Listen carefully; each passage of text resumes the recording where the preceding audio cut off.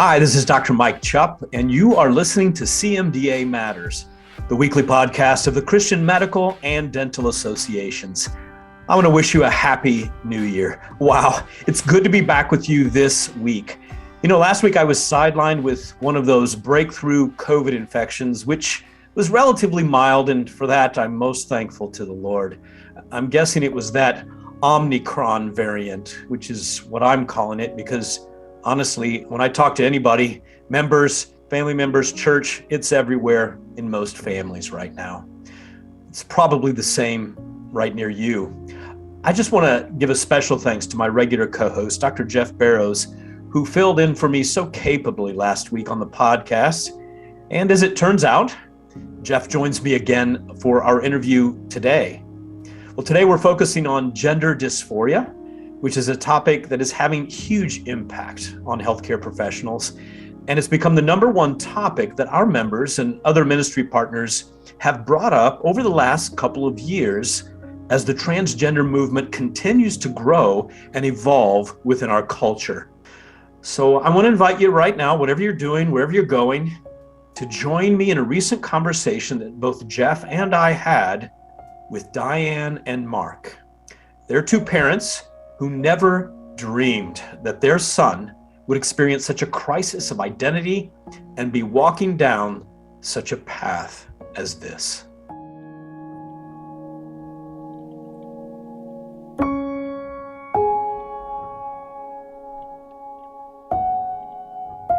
Well, today on CMDA Matters, we have a unique conversation for you.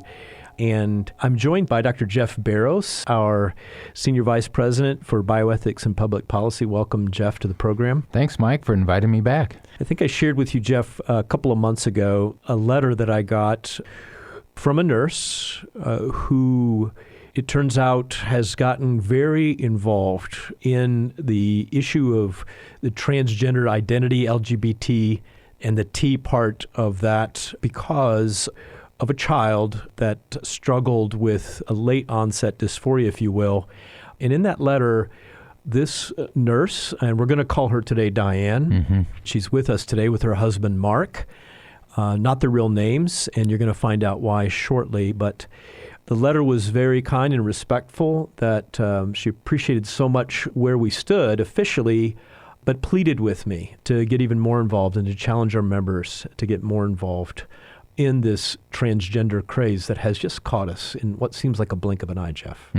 Yeah, and her perspective is going to be so important as a parent, and as we will learn, didn't have an altogether positive experience with us as healthcare professionals, and I think it's going to be important for our members to listen closely and hopefully learn how, when this comes into their office, they can do better. Diane and Mark are the parents of 3 children. Mark is an insurance company executive, and Diane is a registered nurse who's been practicing for a number of years, though was primarily a full-time mom while raising her kids. And their children were spaced out quite a bit in age, with the youngest now 20, junior in college, and had a diagnosis of Asperger's at age 9, so on the spectrum.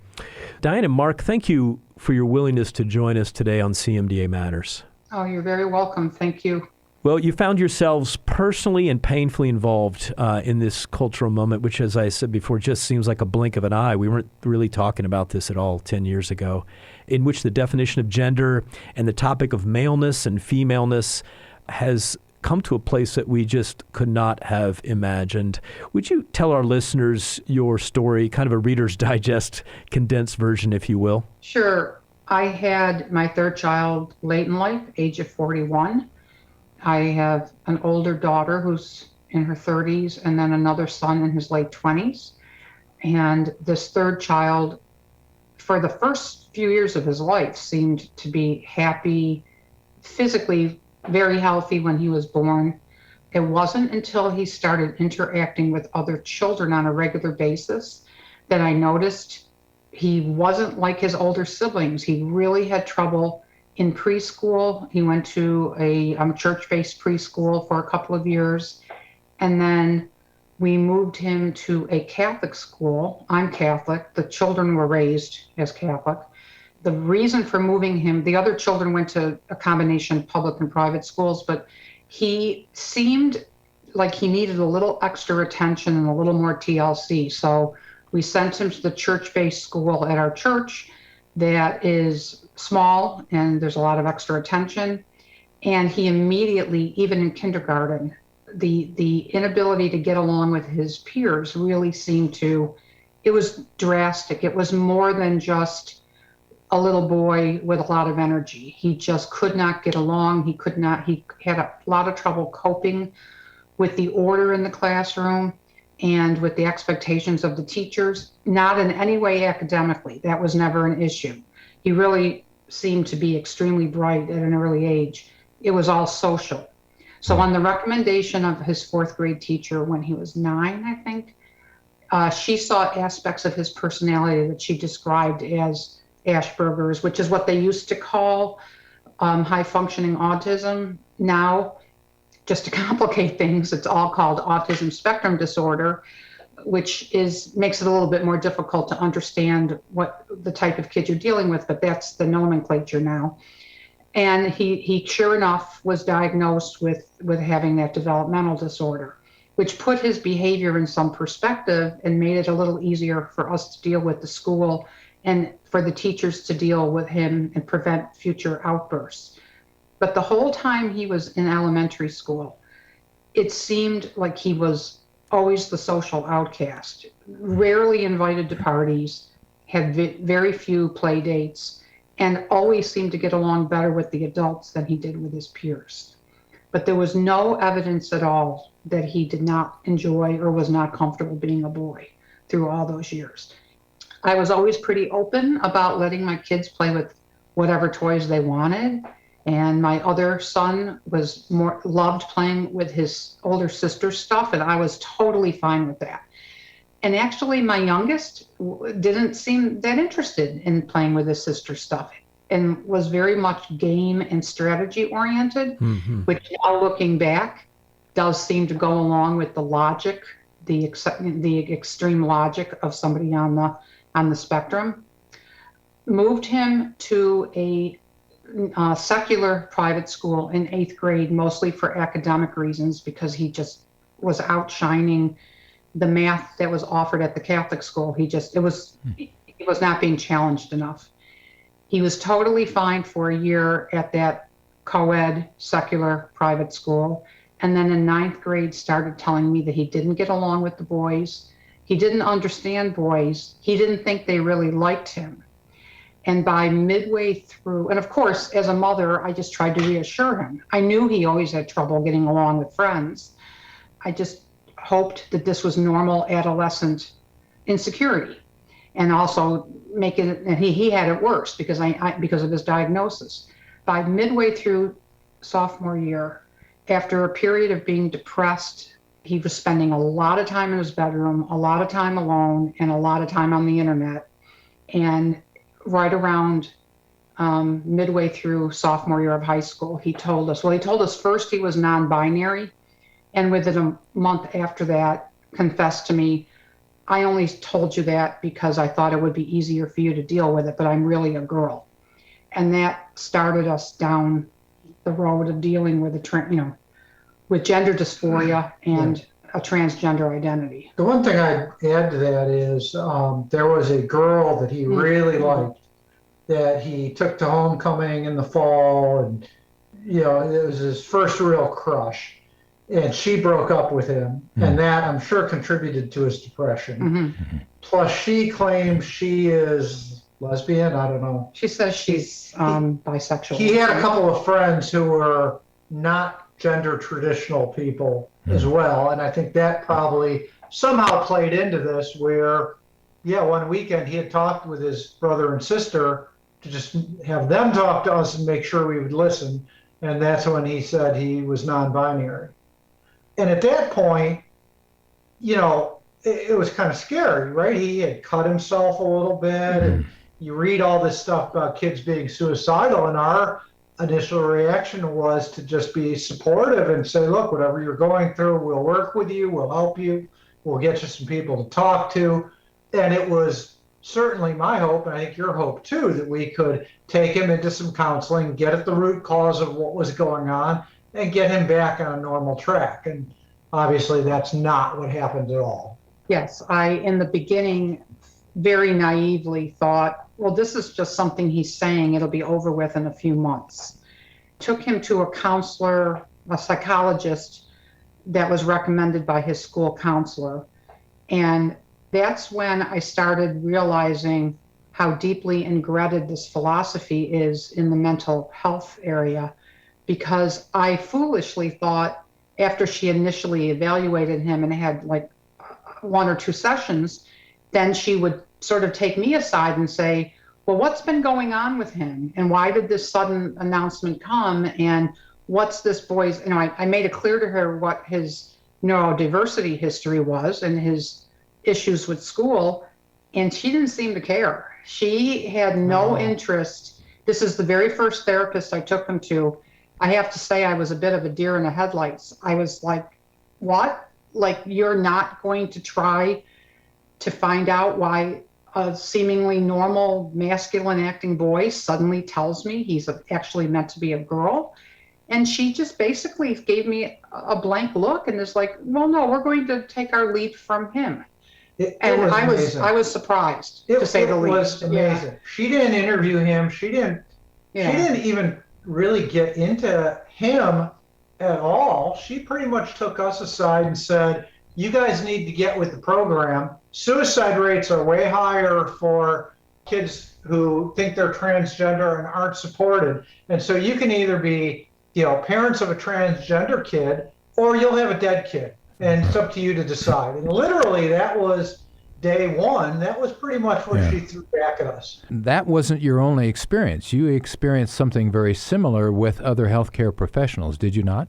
That's correct. I started doing my homework like crazy. And of course, one of the first places I started was with his pediatrician, who he had been seeing since he was an infant. So for 15 years at that point. It was time for his yearly physical for school. And of course, I wanted to talk to her alone in her office and discuss the sudden gender announcement. She had no insight whatsoever. We did not discuss what had happened during his period of depression, even though she was the physician who put him on the Prozac. So obviously she knew he had gone through a recent intense depressive episode. And she also knew about his really difficult early years, because that came up in child exams all the time. Many, many discussions about how difficult school was for him.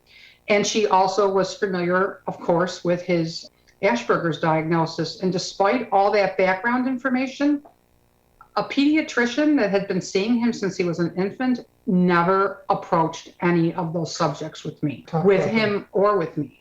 So that was my first experience with an MD specifically, not having what I would consider any kind of a holistic or even intellectual curiosity, let alone professional curiosity, about why a boy who had all this history, clearly challenges while he was being raised, and then a recent episode of depression. I was very surprised at how little his pediatrician seemed to discuss that. And so, Diane and Mark, what recommendations did the pediatrician have for you, and how did that leave you thinking, as well as your son? She said in front of him, let him lead the way. If this is who he is now, I can't remember off the top of my head if she used female pronouns in front of me, but basically, you're just going to have to let him lead the way. This is who he says he is. This is who he is now. And, get him some good counseling, basically, was so that it helps him. Oh, and the other recommendation from the pediatrician was to go to an LBGT support group locally. I think it's called Side to Side. I think they're in cities around the country that help LBGT parents and the child accept the new life and the changes, and whether it's a gay kid or a trans kid, you meet together with the idea that you support each other through this new change in your family. So she recommended I go to that organization, and also recommended another psychologist in the area who bills herself as the expert in the city on LBGT issues. And we saw her too. It was another and she was not an MD, she was a psychologist. And then it was the same thing with her. Do the same mantra, and I think at this point I'd heard it 3 or 4 times. Do you want a living daughter or a dead son? Yep. That mantra was used several times with me or with my husband. And then I, on my own accord, said, I'm going to take him to a psychiatrist for fear that, a lot of mental health conditions can rise in mid-adolescence. And there's some mental health issues in my family. And I wanted an explanation for this sudden, severe change in this kid. And so I took him to a psychiatrist who works for a local gender clinic. I wanted a physician's more holistic attitude and sort of looking at the whole child, not just this issue. What else could be going on?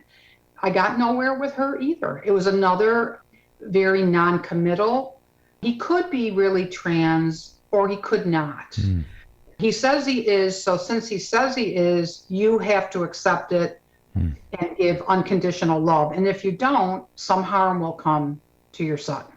The same story. Everything was about, from the physicians, both the psychiatrist and the pediatrician and the mental health people, the attitude was completely, this is a done deal. And if there's going to be any harm that comes to your child, it's going to be because you as a parent are not supporting this identity.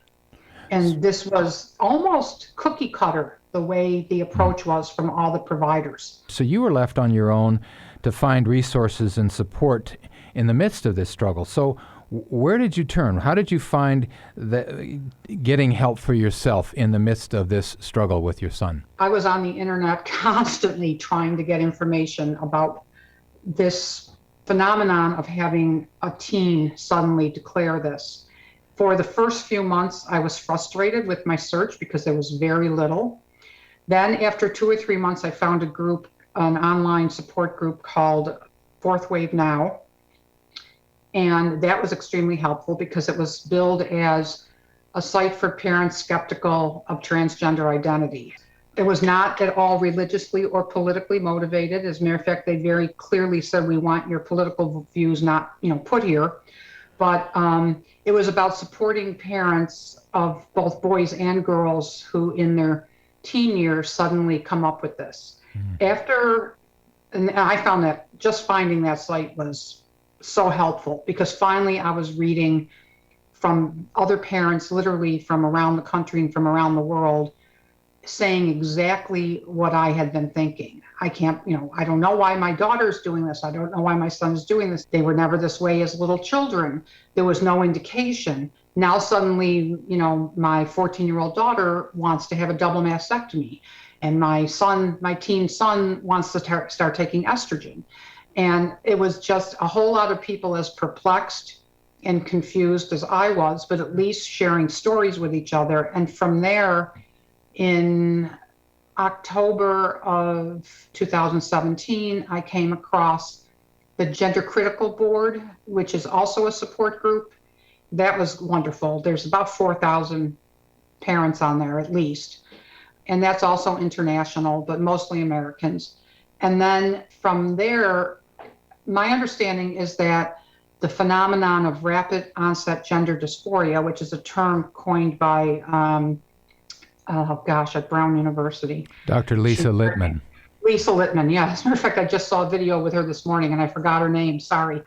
That phenomenon describes the majority of these kids, about 80% of adolescent onset, as being female, but I'm convinced that my son falls into that category of rapid onset gender dysphoria, especially since he has a neurodiversity issue, which a lot of these kids do have. And then we realized that the boys reacted it's almost as if there's a binary.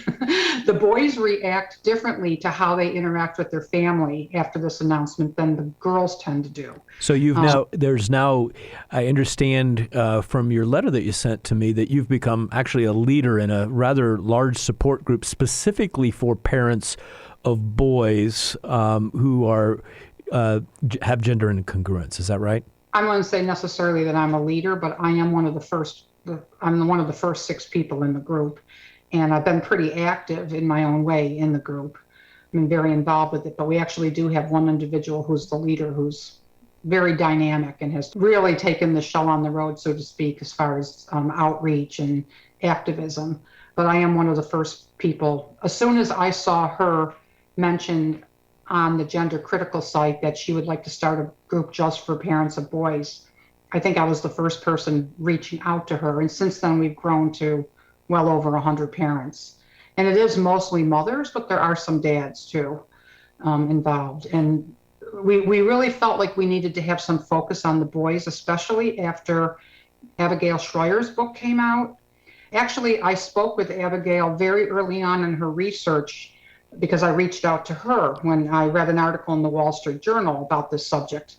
She ended up choosing to do the book focusing only on girls. And actually, Dr. Littman's study focused on girls. And we felt that the boys were being left behind and we needed to put them on the map. So that was the main reason that we started this and started the activism. Lots of podcasts have been done by members of our group. A whole lot of articles or substats of articles that are out there all the time. And then we have several speakers who have been wonderful that we've learned from. So this group is really, truly a lifesaver, and just it's support, but it's really morphed into activism as well. It's like the deck is stacked against you, because you talked about all the healthcare professionals that we saw who were all totally affirming. But the other thing is that's how the schools are.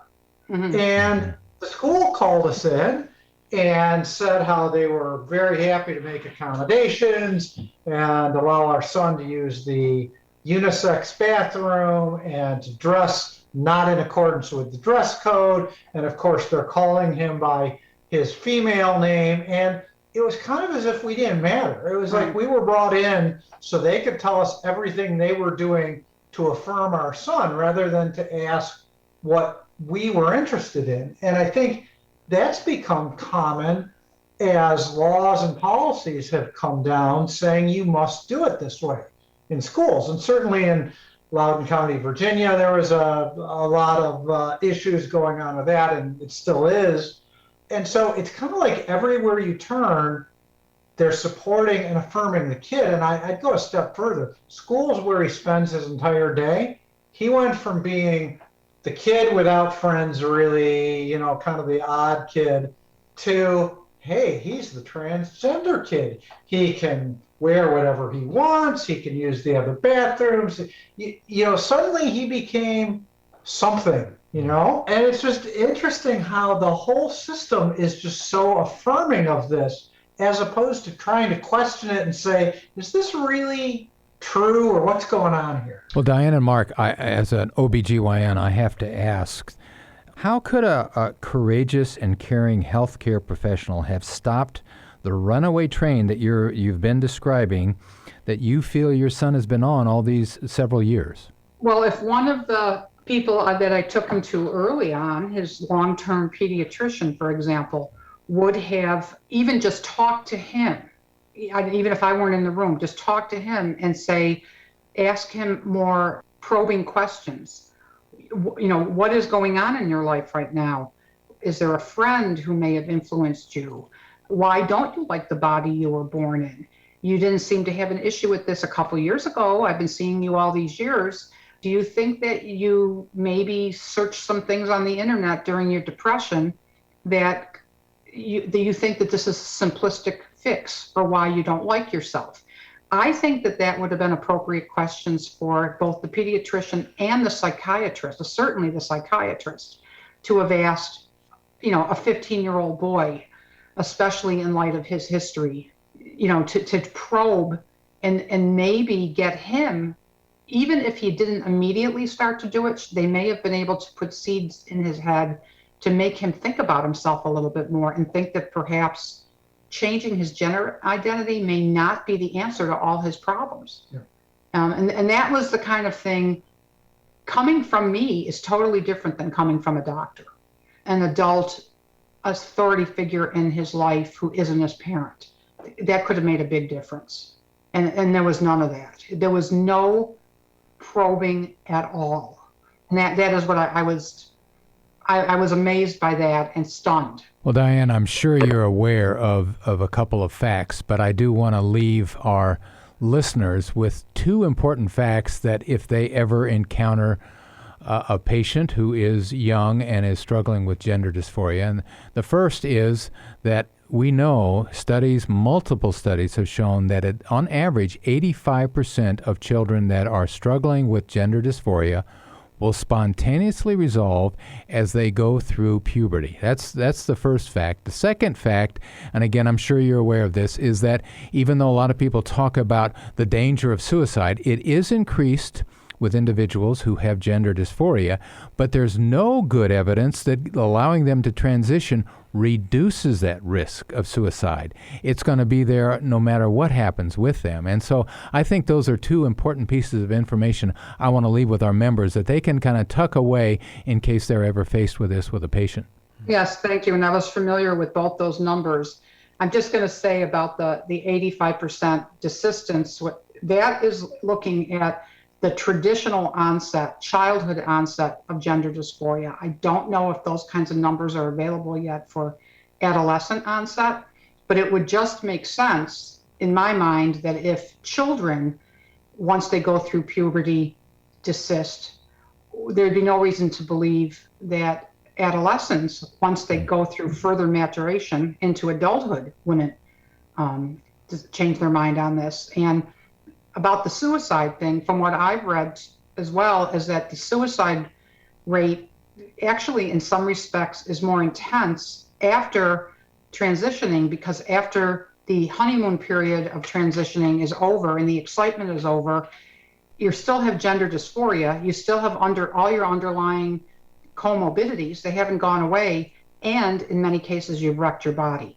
And then that in some cases becomes even more of an issue for people post-transition. Yeah. And I don't think that's out there in the general. Yeah, and certainly I think both Dr. Barrows and I have been encouraged as we've tried to follow as best we can with lots of help from some of our expert members out there that some of the international studies seem to be way ahead. There were nations that moved into this gender fluidity and affirmation early on, but have come to regret, and especially the studies out of Sweden have shown that there is not a higher incidence of suicide long term for those who do not transition or are not affirmed.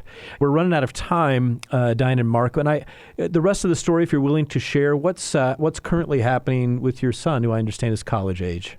Well, yeah, he's away at college. We do not affirm, and so he comes home and tries to wear his most masculine clothes, which is often girl jeans and some kind of top that is kind of in between.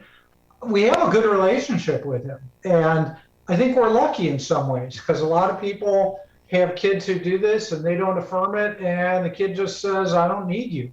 But we're paying for his college too, and he appreciates that. And we've got a deal with him that as long as he's on our dime, he's not going to do anything to change his body.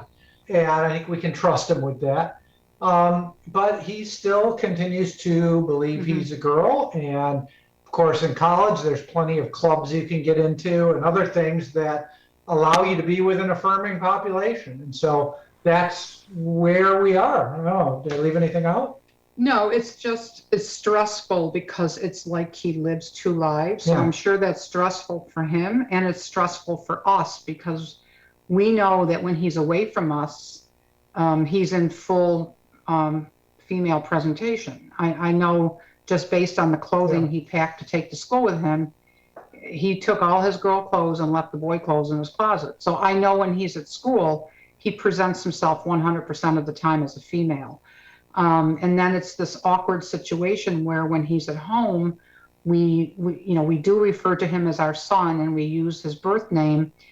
I'm sure he doesn't like it, but he seems to, at least at this point, is dealing with it, because I don't want to be cynical. It may just be because he wants us to pay for college, and going to college is very important to him. He's a very bright young kid, and he's a biology and chemistry major. I think it's really ironic that he's a biology major, and he's doing great academically. And that's an important piece of who he is to achieve academically. So he doesn't want to miss out on that. But it also makes me very sad. I guess sad is just, I've used that word a lot in 5 years, because he's not the person I know he is underneath. And he is like I feel he's burying himself, the person God meant him to be, with this persona, because somehow he thinks being this person is better than being the person he was actually born. And that, as a mother, it's really disheartening. What encouragement or challenge would you give to those physicians of faith who, some of them have a great deal of angst in dealing with this situation, not wanting to be called onto the carpet by hospital administrations or clinic leadership? So what would you share with our listeners today as we close? I certainly understand that professionals, healthcare providers, physicians, all healthcare providers, people in academia, there's a lot of pressure to completely see treating people with gender dysphoria only one way, and absolutely affirming even the youngest of children. And I would say that in my research, there are many reasons why people have gender dysphoria, and I believe that that's a legitimate feeling that people have, especially adolescents during a very tough time in their lives. But there's many reasons for it, and there's many treatments for it. And the only treatment is not to push somebody into transitioning. There are many, many other treatments that can keep a young person, either a teenager or a young adult, from going down that path and ultimately having an intact body and learning to accept themselves. But somebody has to ask the right questions right away and get going and find out what are the underlying reasons for the gender dysphoria. Yeah, I'd add that if you as a physician, you know the studies, if they show that 85% of the people revert, are you really doing the best thing for your patient by affirming and encouraging them to go down that path? Or might you be able to prevent a whole lot of angst and difficulty in that kid's life by seeing if that's really the right path for him or her to be on? Well, thank you for joining us today on CMDA Matters, Diane and Mark. And I just want to give a short prayer for you and your support group, the parents, for courage, and then we'll bring this interview to a close. Father God in heaven, I thank you for Diane and Mark and for their courage. I do appreciate the level of challenge that this is in their hearts, and the disappointment and the sorrow that they feel over their son's struggle. I just ask that you give them wisdom, and that your love would, in each and every interaction with their son, that it would communicate, and that they would be patient, and that you do a work in his life and in his heart and in his mind and in his soul. And I pray this in Jesus' name, amen.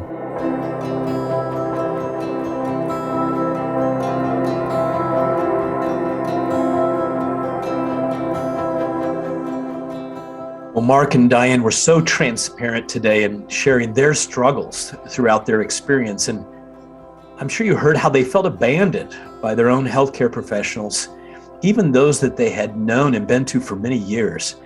It's so disappointing to hear the lack of support that they received when they were asking for help from their doctors or psychiatrists or counselors and others along that path.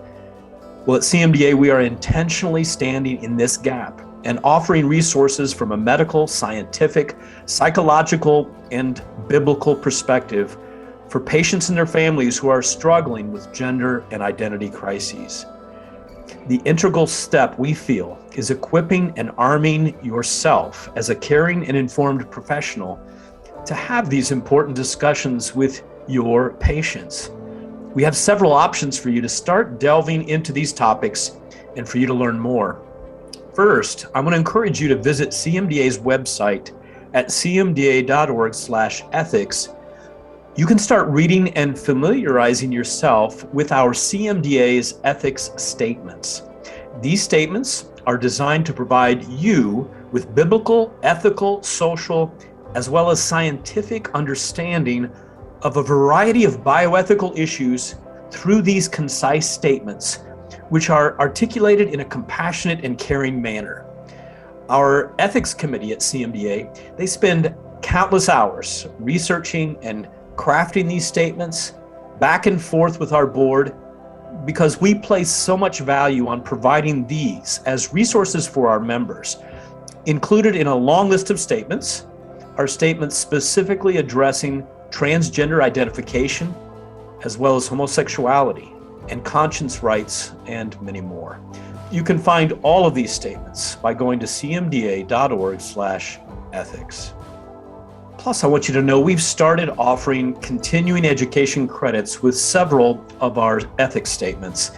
In fact, you can earn multiple credits in the CMDA Learning Center just by reviewing and equipping yourself with the knowledge offered in some of these statements. If you'd like to learn more, just visit the CMDA Learning Center at cmda.org/learning. While you're there in the Learning Center, be sure to check out another couple of great resources that we have available for you, our members. First is a webinar series you've heard me talk about before, and it is the CMDA and Dallas Theological Seminary DTS Dialogues, Healthcare and Theology Learning Together. This has been a quarterly webinar series that we've worked together with the Hendricks Center at DTS to put together. We've joined together to discuss topics that are important to you as today's leaders in both healthcare as well as the church. One of our recent recordings was entitled The Misnamed Conversion Therapy. Now, another two-part webinar you can go to is called Healthcare Professionals, the Church, and the Transgender Movement. And that particular webinar focuses on the biblical, theological, and clinical perspectives on the transgender movement. You can finally check out a 5-part webinar with one of our leading experts on transgenderism, Dr. Andre Van Mol, called Healthcare Professionals and the Transgender Tsunami. You can find all of these webinars and more in the CMDA Learning Center, again, at cmda.org/learning. I do want you to know and remind you that we have a psychiatry section at CMDA, and they are poised to speak into this very topic of gender and identity. And one of their goals is to promote within the church the knowledge and understanding of valid psychiatric approaches to mental health and healing that are consistent with Christ's redemptive love. If you're interested in getting involved or talking to our psychiatry members, you can go to cmda.org/psychiatry. I truly hope that you will take the time to seek out one or more of these resources that I've just mentioned. This topic is vitally important, and I feel it's critical that Christian healthcare professionals are armed with the knowledge and truth needed to help parents just like Diane and Mark who are searching for guidance. They need our help. And where else are they going to go to find it if not from Christians in healthcare who care about truth that's matched with compassion? Well, this next announcement is for our women listeners at CMDA. If you're looking for fellowship and community in healthcare, then you don't want to miss the Women Physicians and Dentists in Christ upcoming virtual conference on February 5th, 2022, from 3 p.m. to 6 p.m. Eastern Time. Dr. Joy Walton is the featured speaker, and the focus will be on running the race, enduring in the Christian faith. Please mark your calendars now and be sure to visit cmda.org/events for more information and to register.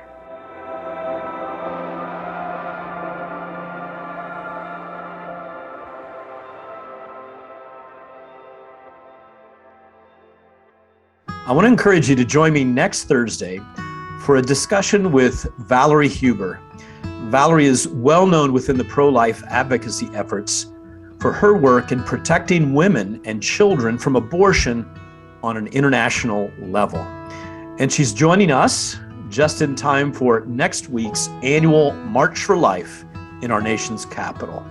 You don't want to miss it. As I've said before, if you'd like to suggest a future guest or even a topic for our podcast, would you please email me your suggestion at CMDA Matters, one word, cmdamatters@cmda.org. And if you like our podcast, and many recently have been reaching out and affirming us for these weekly interviews, please be sure to give us a 5-star rating and share us with one of your colleagues or a friend today who's working with you in the trenches of healthcare.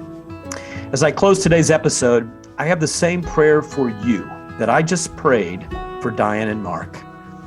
I pray that God will give you courage as well as wisdom, and that Christ's love would empower you to communicate love and truth to your patients today. And I pray that God will do a mighty work in the minds and hearts and souls of your patients who are going through these same gender identity struggles. And as you help them through these struggles, you will be equipped to bring the hope and healing of Christ to our world. That's what matters to CMDA and CMDA Matters. It's the vision that drives this ministry at CMDA of changing hearts in healthcare. Thanks for listening, and may the God of truth and grace be your Ebenezer today. This podcast has been a production of the Christian Medical and Dental Associations. The opinions expressed by guests on this podcast are not necessarily endorsed by the Christian Medical and Dental Associations. CMDA is a nonpartisan organization that does not endorse political parties or candidates for public office. The views expressed on this podcast reflect judgments regarding principles and values held by CMDA and its members and are not intended to imply endorsement of any political party or candidate.